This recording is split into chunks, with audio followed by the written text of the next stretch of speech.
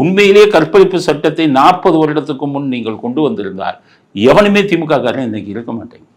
முதலமைச்சர், மந்திரி, இந்திரி எல்லாம் தூக்குல தொங்கி. நம்ம இந்து சக்சஷன் ஆக்டில் அதுக்கான விஷயங்கள் எல்லாம் ஆரம்பிச்சிட்டாங்க. அப்போ என்னன்னு கேட்டிங்கன்னா, முஸ்லீம் பெண்கள் தனி, அவங்களுக்கு தனி சட்டம். கிறிஸ்தவ பெண்கள் தனி, அவங்களுக்கு தனி சட்டம். இந்து பெண்கள் தனி. இந்த மாதிரி வித்தியாசம் இருந்தது. அதனால தான் மத்திய அரசாங்கம் அப்போ ஆரம்ப கட்டத்திலேயே அவங்க போட்டாங்க. அதை போட்ட உடனே அதை பார்த்து அவர் கொண்டு வந்தார்.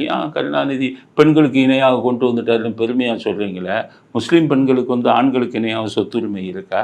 அது தனி சட்டமாக தானே இருக்குது. அதனால் ஏற்கனவே அவங்க கொண்டு வந்ததை இவங்க ஏன்னா அது Hindu succession act, central act.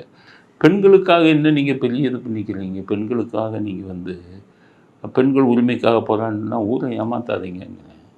நீங்கள் இப்போ கற்பழிப்பு வழக்குக்கு தூக்கு தண்டனைன்னு ஸ்டாலின் ஏமாத்துறாரு. அது கற்பழிப்பு வழக்கு தூக்கு தண்டனைன்னு 4-5 வருஷத்துக்கு முன்னாடியே மத்திய அரசாங்கம் போட்டாங்க. அந்த நிர்பயா வழக்கிலேயே போட்டாங்க தூக்கு தண்டனை. இவர் ஊரை ஏமாத்துறாரு, நான் கொண்டு வந்தேன்.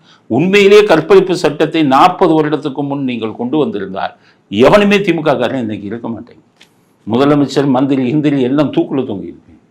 கொஞ்சம் நெஞ்சு அநியாயமாக பண்ணீங்க. பெண்கள் விஷயத்தில் மாற்றான் மனைவியை கொண்டு வைக்கிற இந்த மாதிரி அநியாயம், அக்கிரமம் அத்தனை இவங்க தானே பண்ணாங்க. அதனால் இவங்க பெண்களுக்கு இதானவங்கன்னு மட்டும் நீங்கள் சொல்லாதீங்க.